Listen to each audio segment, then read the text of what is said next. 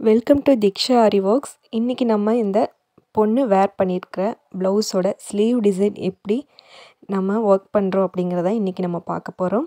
So இதோட back neck வந்து நான் ஆல்ரெடி போட்டிருக்கேன். ஸோ அதோட லிங்க்கு நான் டிஸ்கிரிப்ஷனில் தரேன், செக் பண்ணிக்கோங்க. ஸோ இதோட ஸ்லீவ் எப்படி பண்ணலாம் அப்படிங்கிறத இந்த வீடியோவில் நம்ம பார்க்கலாம். ஸோ வாங்க அது எப்படி பண்ணுறது, ஃபஸ்ட் எப்படி நான் ட்ரா பண்ணேன் அப்படிங்கிறதையும் உங்களுக்கு வீடியோவில் காட்டுறேன். ஸோ இப்போ பார்த்திங்கன்னா நான் இந்த மாதிரி தான் ட்ரா பண்ணி எடுத்திருக்கேன். இங்கே பாருங்கள், ஃபர்ஸ்ட்டு வந்து நம்ம இந்த கர்வ் லைன்ஸ் வந்து நம்ம கொடுத்துக்கலாம். பாருங்கள், ஃபர்ஸ்ட்டு நான் வந்து ட்ரா பண்ணது வந்து இந்த கர்வ் வந்து நான் ஃபஸ்ட்டு ட்ரா பண்ணியிருக்கேன். ஸோ ஒரு லைன் மட்டும் நான் நல்லா ட்ரா பண்ணியிருக்கேன், ஒரு லைன் வந்து நான் லைட்டாக விட்டுட்டேன். ஸோ நம்ம ஃபஸ்ட்டு ஸ்டார்டிங் லைனை மட்டும் நம்ம ட்ரா பண்ணிவிட்டு அதுக்கு அடுத்த லைன் வந்து நான் ட்ரா பண்ணலை, அதாவது ட்ரேசிங்கில் வந்து நான் பண்ணலை. இதில் வந்து சும்மா ரஃப்பாக மட்டும் நான் ட்ரா பண்ணியிருக்கேன். ஸோ நம்ம அதுக்கடுத்து பீட் லைன், ஸ்டோன் லைன்லாம் கொடுக்கும்போது அது எவ்வளோ லென்த்து, அதாவது எவ்வளோ அகலத்துக்கு வரும்ன்ட்டு நமக்கு தெரியாது. ஸோ நம்ம ட்ரா பண்ணிவிட்டால் நம்ம ட்ரேசிங்கில் வந்து அந்த கோடு தெரியும். ஸோ அதனால் வந்து நான் ஒரு லைன் மட்டும் ட்ரா பண்ணியிருக்கிறேன். நம்ம அதை போட்டுட்டு எந்த அளவுக்கு வருதோ மீதி இருக்கிற இடத்துல வந்து நம்ம ஒர்க் பண்ணிக்கலாம். ஸோ இங்கே வந்து நான் செக்ஸ் வந்து போட்டிருக்கிறேன். ஸோ இதில் போட்டது தப்பாயிடுச்சு, நான் போடும்போது ட்ரேஸ் பண்ணும்போது நான் கரெக்ட் பண்ணி போட்டுக்கிட்டேன். ஸோ 2 விதமாக போட்டதுனால இதில் வந்து டைமண்ட் மாதிரி உங்களுக்கு செக்ஸ் தெரியுது, ஆனால் ட்ரேசிங்கில் கரெக்டாக இருக்கும். ஸோ ஒரு சைடு பண்ணிவிட்டு நம்ம அப்படியே பேக் சைடு வந்து நம்ம ட்ரேஸ் பண்ணிக்கலாம். இந்த மாதிரி பண்ணும்போது நமக்கு 2 பக்கமும் ஸ்லீவ் வந்து நம்ம டிசைன் கிடச்சிரும். ஸோ பாருங்கள், இந்த மாதிரி தான் நான் பண்ணியிருக்கிறேன். ஒரு பக்கம் மட்டும் ட்ரா பண்ணிவிட்டு அதே பின்னாடி வந்து நான் ட்ரேஸ் எடுத்துருக்கிறேன். ஸோ ஒரு லைன் மட்டும்தான் நான் பார்த்திங்கன்னா வரைஞ்சிருக்கிறேன். ஸோ இதில் வந்து ஃப்ளார்லாம் நான் கொடுத்துருக்குறேன். இதில் பார்த்திங்கன்னா ஒரு சின்ன டாட் மட்டும் நான் கொடுத்துருக்குறேன். ஸோ இந்த மாதிரி நான் ஃப்ளார் வரைஞ்சி பார்த்தேன். ஸோ நமக்கு கரெக்டாக அந்த இடத்துல ப்ளேஸ் ஆகலைன்னா பார்க்க அதுவுமே அசிங்கமாக தெரியும். ஸோ அதனால் நான் ஒரு டாட் மட்டும் கொடுத்துருக்கேன். இங்கே பார்த்திங்கன்னா தெரியும், நான் ஒரு லைன் மட்டும் தான் ட்ரா பண்ணியிருக்கேன், இன்னொரு லைன் வந்து நான் ட்ரா பண்ணலை.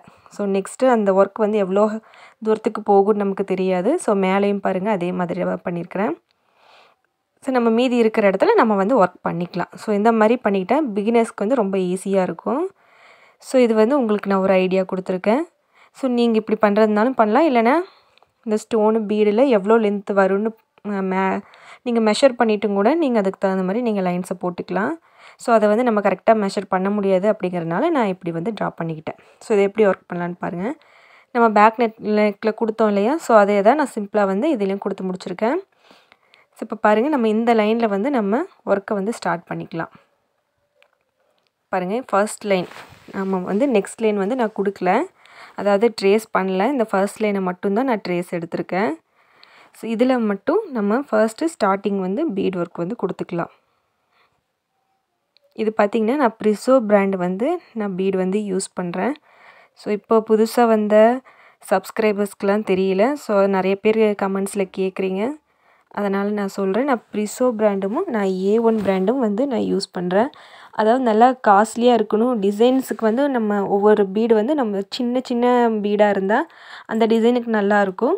ஸோ ப்ரிசோ வந்து பீடு வந்து ரொம்ப பொடி சைஸாக இருக்கும், டிசைனிங் ஒர்க்குக்கு ரொம்பவே நல்லாயிருக்கும். A1 பார்த்திங்கன்னா கொஞ்சம் வந்து பீடு வந்து பெருசாக இருக்கும். ஸோ அதனால் அதுக்கு தகுந்த டிசைன் மட்டும் நான் அதுக்கு கொடுத்துக்குவேன் அந்த பீடில். ஸோ அது ரேட்டும் கம்மி வரும். ஸோ இப்போ பார்த்திங்கன்னா இந்த ஷார்ப் எட்ஜ் எப்படி கொடுக்குது அப்படின்னு பாருங்கள்.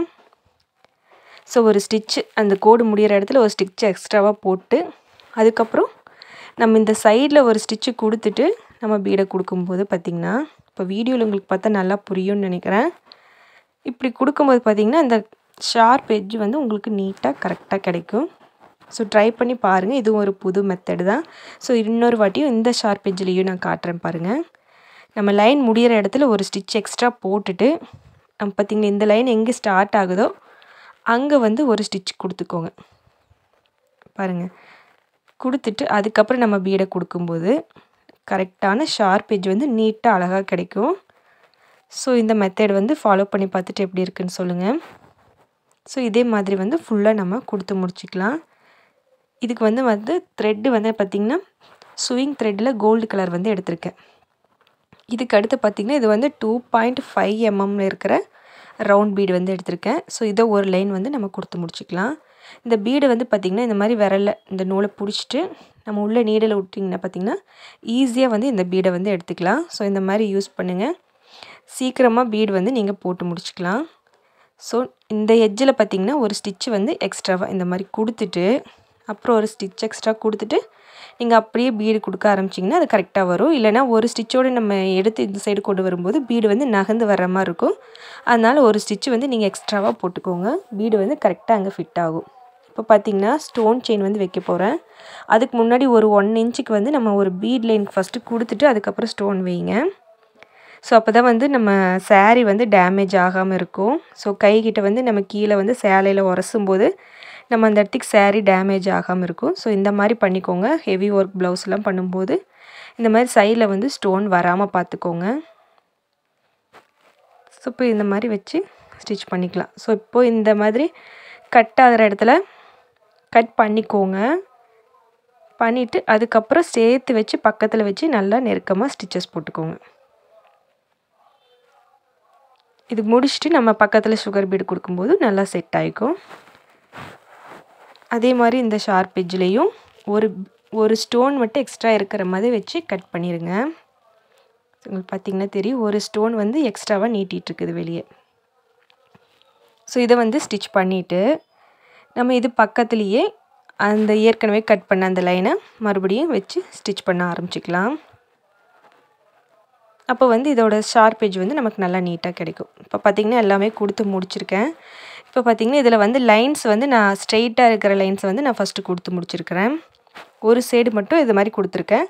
மறுபடியும் அதே மாதிரி இந்த ஆப்போசிட் சைட்லேயும் கொடுக்கும்போது நமக்கு வந்து எல்லாம் கரெக்டாக இருக்கும். அப்புறம் பேலன்ஸ் இருக்கிற சின்ன சின்ன லைன்ஸை மட்டும் நம்ம கொடுத்து முடிச்சிக்கலாம். பார்த்திங்கன்னா இதை நம்ம நிறையா பார்த்துருக்கோம். ஸோ அதனால தான் இதை நான் வீடியோ போடல. ஸோ இந்த மாதிரி நீங்கள் ஃபஸ்ட்டு ஸ்ட்ரெயிட் இருக்கிற பெரிய லைனை கொடுத்துட்டிங்கன்னா மற்றதில் வந்து நீங்கள் ஈஸியாக பண்ணிக்கலாம். இப்போ பார்த்திங்கன்னா இங்கே வந்து நம்ம ஃப்ளவர் வந்து கொடுக்க போகிறோம். ஸோ கோல்டு கலரில் வந்து சென்டரில் வந்து நான் பீட் வச்சுருக்கேன். பீட் வச்சு ஒரு நாட் ஒன்று போட்டுக்கோங்க.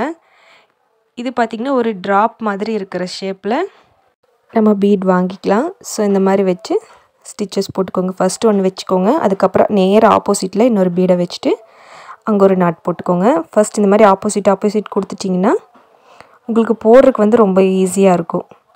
ஸோ நீங்கள் அப்படியே பக்கத்தில் வச்சுட்டு போனால் உங்களுக்கு கொஞ்சம் அலைன்மெண்ட்ஸ் வந்து மாறுற மாதிரி இருக்கும். ஃபஸ்ட் இந்த மாதிரி ஆப்போசிட்டில் வச்சுட்டு அதுக்கு சென்டரில் இருக்கிற கேப்பில் வந்து நான் 2 பீடு வந்து நான் வைக்க போகிறேன். ஸோ பார்த்திங்கன்னா வீடியோவில் பார்த்தா உங்களுக்கு நல்லா புரியும்னு நினைக்கிறேன். ஸோ இப்படி பண்ணும்போது நம்ம ஃப்ளவர் வந்து கரெக்டாக நீட்டாக அரேஞ்ச்மெண்ட் வந்து கிடைக்கும். ஸோ இங்கே பார்த்திங்கன்னா நான் ஒயிட் கலர் பேர்ல் வந்து நான் வைக்கிறேன். ஸோ இதை சுற்றி வந்து நம்ம கோல்டு கலர் பீடில் அந்த ஃப்ளவர் மாதிரி கொடுத்துக்கலாம். பார்த்திங்கன்னா உங்களுக்கு தெரியும். ஸோ அதே மாதிரி நான் மாற்றி வர மாதிரி நான் ஃப்ளவர் வந்து நான் கொடுத்து முடிச்சிருக்கேன். இப்போ இங்கே இந்த கர்வ்லாம் கொடுத்துருக்கோம் பார்த்திங்களா, இதில் வந்து இந்த மாதிரி பக்கத்தில் ஜாயிண்ட் ஆன மாதிரி லைன்ஸ்லாம் வரும். ஸோ அதுக்கு இந்த மாதிரி ஏற்கனவே நம்ம போட்ட லைனில் அந்த சைட்லேருந்து நூலை எடுத்துகிட்டு அதுக்கப்புறம் நீங்கள் இதை கொடுக்க ஆரம்பிச்சிங்கன்னா அந்த கேப் வந்து உங்களுக்கு தெரியாது. ஸோ இந்த லைனும் பக்கத்தில் இருக்கிற லைனும் சேர்ந்து ஒட்டின மாதிரி நமக்கு கிடைக்கும். ஸோ அதனால் நான் இந்த மாதிரி கொடுத்துருக்கேன். உங்களுக்கும் யூஸ் ஆகும் அப்படின்னு நினைக்கிறேன். இந்த கர்வ் திரும்புகிற இடத்துக்கெல்லாம் நீங்கள் சிங்கிள் பீடாக கொடுத்து ஸ்டிச் பண்ணுங்கள். ஸோ அப்போ தான் உங்களுக்கு கர்வ் வந்து நல்லா கரெக்டாக கிடைக்கும்.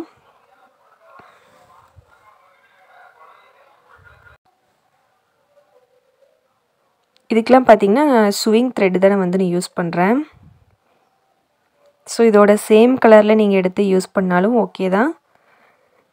இல்லைன்னா நான் இந்த கோல்டு கலர்லேயும் யூஸ் பண்ணிக்கலாம். நம்ம நிறைய நாட் வந்து நம்ம போடுறோம் அப்படின்னா நம்ம சேம் கலர்லேயே வந்து நம்ம த்ரெட் எடுத்துக்கலாம். ஸோ நாட் வந்து நமக்கு அவ்வளோவா தெரியாது. நான் ஏற்கனவே போன வீடியோவில் நான் சொல்லியிருப்பேன். ஸோ இதில் பார்த்திங்கன்னா நான் கோல்டு கலர் தான் எடுத்திருக்கேன். ஸோ சேம் கலர் அப்படிங்கும்போது நமக்கு நாட் போடும்போது நமக்கு நூல் சுத்தமாக தெரியாது. ஸோ அதுக்காக வந்து அந்த மாதிரி யூஸ் பண்ணிக்கலாம். ஸோ இங்கே அங்கே ஒரு நாட் போட்டுக்கோங்க. ஸோ இப்போ பார்த்திங்கன்னா நான் எப்படி ஸ்டார்ட் பண்ணுறேன்னு பாருங்கள். ஸோ இந்த சைடு இந்த த்ரெட் எடுத்துகிட்டு ஒரு லாக் போட்டு அதுக்கப்புறம் தான் ஆரம்பிக்கிறேன். ஸோ இந்த பாக்ஸுக்குள்ளெல்லாம் பார்த்திங்கன்னா இந்த மாதிரி ஒரு பேர்லும் ஒரு சுகர் பீடும் வச்சு ஒவ்வொரு நாட் போட்டுக்கோங்க. ஸோ இது எல்லா இடத்துக்கும் நம்ம நாட் போடுற மாதிரி தான் வரும். ஸோ இது ஃபுல்லாக போட்டு முடிச்சுட்டு நல்லா கிராண்டாக லுக்காக இருக்கும். ஸோ இப்போ பார்த்திங்கன்னா நான் ஃபுல்லாக போட்டு முடிச்சிட்டேன். இங்கே சைடில் இருக்கிற இந்த கேப்பில் பார்த்திங்கன்னா நான் வந்து சக்கரி ஓட்டிட்டு நான் ஸ்டோன் வந்து ஒட்டியிருக்கேன். ஸோ ஸ்டிச் பண்ணுற எனக்கு டைம் இல்லை. ஸோ அதனால் அந்த கேப் வந்து நம்ம சும்மா விடக்கூடாது அப்படிங்கிறதுக்காக நம்ம சக்கரி வந்து ஒட்டியிருக்கோம். இங்கே பார்த்திங்கன்னா ஜர்தோசி வந்து நான் கொடுத்துருக்கேன். பாருங்கள் 3 இங்கே ஜர்தோசி கொடுத்துட்டு சின்ன சின்ன அரும்பு மாதிரியும் நான் கொடுத்துருக்கேன் போல் வச்சு. அப்புறம் அங்கங்கே இருக்கிற கேப்பில் வந்து நான் குட்டி சக்கரி அதை வந்து ஸ்டிச் பண்ணவே முடியாது, அது ரொம்பவுமே குட்டியாக இருக்கும், அதை ஒட்டிட்டு அதில் வந்து ஜர்க்கன் ஸ்டோன் வந்து ஒட்டியிருக்கேன். ஸோ பார்த்திங்கன்னா ஃபுல்லாக நான் கொடுத்து முடித்தாச்சு. இந்த டிசைன் நீங்கள் நெட்டில் பார்த்துருப்பீங்க அப்படின்னு நினைக்கிறேன். ஸோ இதுதான் அவங்க செலக்ட் பண்ணி கொடுத்தாங்க.